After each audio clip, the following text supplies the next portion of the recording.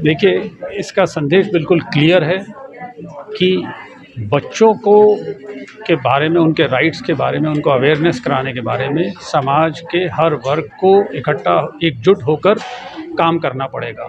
चाहे non governmental organisations हैं, चाहे गवर्नमेंट ऑर्गेनाइजेशंस हैं, चाहे पुलिस है, कोई मीडिया, ख़ासकर से मीडिया का रोल कि हम सबके लिए बहुत ही ज़रूरी है कि हम इकट्ठे होके we should act together, get together to make children aware about their rights, good touch, bad touch, safe touch, unsafe touch, and to also facilitate the protection of their rights. Sir, crime को रोकने के लिए कई विभाग जमीनी स्तर पर काम कर रहा है, लेकिन उसके बाद भी बच्चों पर होने वाले क्राइम दिन ब दिन बढ़ते जा रहे हैं और आजकल बच्चे ज़्यादातर नशे में लिप्त हो रहे हैं और क्राइम की तरफ आकर्षित हो रहे हैं। देखिए, आपने बिल्कुल सही कहा कि ये चिंता का विषय है और यही चिंता हम सबको इस वक्त इस बारे में प्रोपेल करती है कि हम ज़्यादा से ज़्यादा इस दिशा में कार्य करें।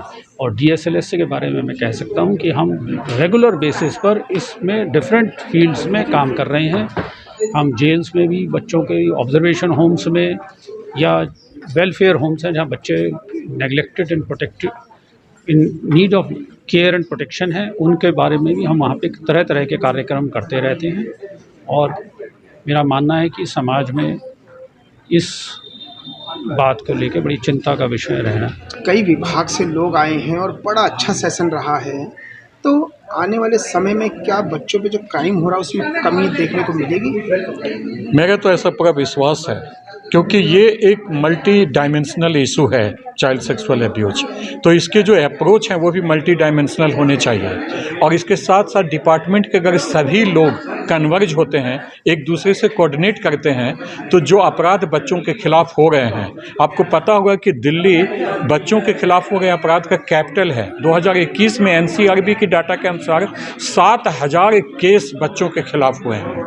तो इसको कम करने के लिए ज़रूरी है कि सभी डिपार्टमेंट एक साथ हो, जो आज यहाँ आए और सबने कमिट किया है कि वो बच्चों के खिलाफ हो रहे अपराध को कम करेंगे, और मेरा यह विश्वास भी है। सर देखिए, पुलिस तो इतनी है नहीं कि घर घर जा सके, हर व्यक्ति पे पुलिस लगा सकते या हर मोहल्ले में, लेकिन इसका आपको लगता नहीं कि NGO का, संस्था का या जो विभाग काम कर रहे हैं उन सभी को मिलकर एक साथ काम करना चाहिए? मैं बिल्कुल आपसे सहमत हूँ, क्योंकि community based child protection mechanism ये डेवलप करना होगा और हर एक बंदे को आइज और ईयर्स के काम करना पड़ेगा, तभी ये संभव है।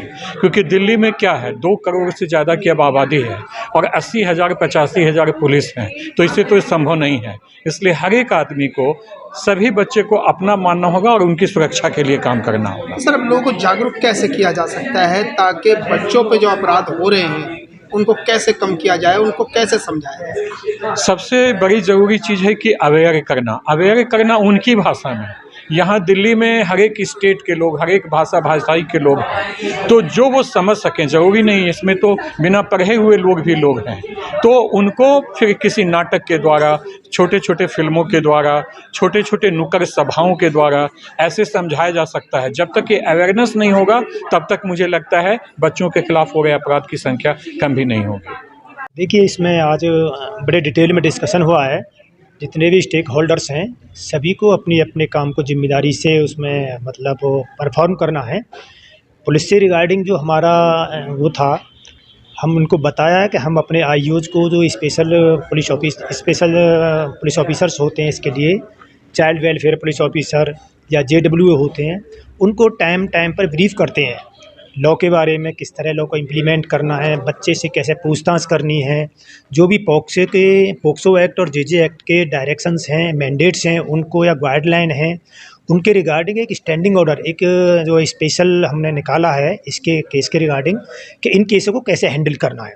तो IOs को बीच बीच में ट्रेनिंग सेशन चलते हैं हमारे डिस्ट्रिक्ट लेवल पे, अपना स्टेट लेवल पर और पुलिस स्टेशन लेवल पे भी उनको ब्रीफ करते रहते हैं कि किस तरह इसको इम्प्लीमेंट करना है लॉ के लिए, जिससे बच्चों को किसी प्रकार की प्रॉब्लम नहीं हो। खासकर विक्टिम जो होते हैं पॉक्सो केस के लिए, उनको बड़ा सेंसिटिविटी के साथ हैंडल किया जाता है उनके लिए। जो पेरेंट्स हैं, आसपास रहने वाले लोग हैं, उनको भी थोड़ा इसके बारे में अवेयर कराना है, सेंसिटाइज करना है।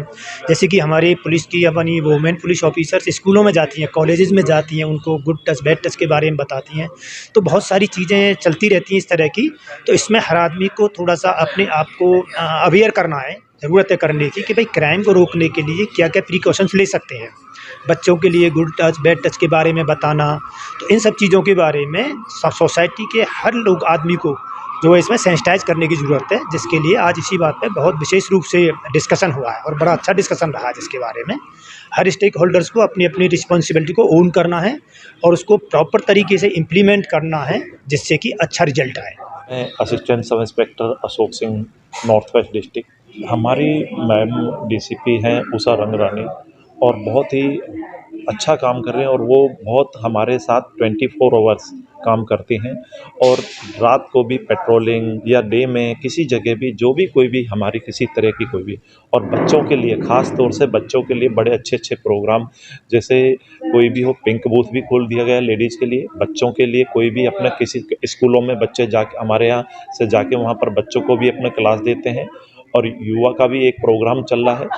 और हम लोग 24 घंटे हमारे थानों में JWO जो IO होते हैं, JWO 24 आवर्स रहते हैं। किसी प्रकार की भी कोई भी किसी प्रकार की घटना घटती है, हम उसके लिए तुरंत एक्शन के लिए हम हर समय तैयार रहते हैं। सर, जो बच्चे मिसिंग हो जाते हैं उसमें ये क्यों कहा जाता है कि 24 घंटे बाद FIR होगी, तत्काल क्यों नहीं होती? नहीं, ऐसा नहीं है। मैं नहीं मानता कि 24 घंटे की बात हो। आप सिर्फ उसी समय हमें सूचना देने के बाद हम ये है कि कुछ चीज़ों के लिए आपको ये है कि अगर पूछताछ करना है या वैसे करना, FIR तुरंत की जाएगी और उसके लिए उसी समय हम कार्रवाई भी करेंगे। कहीं भी जाना है या किसी चीज़ की पूछताछ करनी, हम बिल्कुल उस समय 24 आवर्स हम तैयार रहते हैं। पर हम जब देखेंगे कि तो दिन भर दिन बच्चों का ऊपर यौन शोषण बढ़ रहा है, ये कम नहीं रहा है, बढ़ रहा है। और इसमें भी अभी का सबसे और एक बड़ा चैलेंज अभी आ रहा है, जो साइबर क्राइम जो हो रहा है, जो बच्चों ने अभी कोविड हुआ, कोविड के लिए बच्चों को जो ऑनलाइन एजुकेशन दिया गया, हर बच्चे के पास, बहुत सारे बच्चे के पास भी जो एंड्रॉयड फ़ोन भी दिया गया जिसमें इंटरनेट आया। तो ये भी एक बहुत बड़ा चैलेंज अभी सबके लिए पैदा किया है कि कैसे वो साइबर क्राइम से, कैसे ये सब चीज़ से बच्चों को सेफगार्ड किया जाए। ये बहुत बड़ा बात है, बहुत बड़ा चैलेंज है। हमने हमेशा देखा है और ज़्यादातर ये देखा है कि यौन शोषण करने वाले और कोई नहीं, घर के अंदर ही लोग होते हैं। पुलिस अपनी तरफ से बहुत कोशिश करती है कि ऐसे मामलों को बहुत ही सेंसिटिव तरह से देखे और उनको, बच्चों को बहुत प्रेम से, बहुत स्नेह से जस्टिस दिलाने की कोशिश करती है। पर कभी कभी ऐसा होता है कि जो परपेट्रेटर होता है, क्राइम करने वाला, वो पकड़ा नहीं जाता है। बढ़ते हुए जो क्राइम्स हैं वो बच्चों द्वारा ही क्राइम्स हो रहे हैं, ये और एक बड़ा प्रॉब्लम शहर में आ रहा है। मुझे लगता है इसकी वजह है बहुत गरीबी, माइग्रेशन और बढ़ता हुआ दिल्ली का पॉपुलेशन। तो ये सब कारण है बच्चों के शोषण के लिए। लोगों को कैसे जागरूक किया जाए और कैसे क्राइम पे लगाम लगाया जाए ताकि लोग जागरूक हों और क्राइम में थोड़ा कमी आ सके? जागरूक करने का एक ही उपाय है जो हम अपने नेटवर्क के द्वारा कर रहे हैं और ऐसे अन्य नेटवर्क्स भी होने चाहिए, जैसे national action coordination group to end violence against children. ये 500 से भी ज़्यादा संस्थाओं का एक मिलन है, एक नेटवर्क है।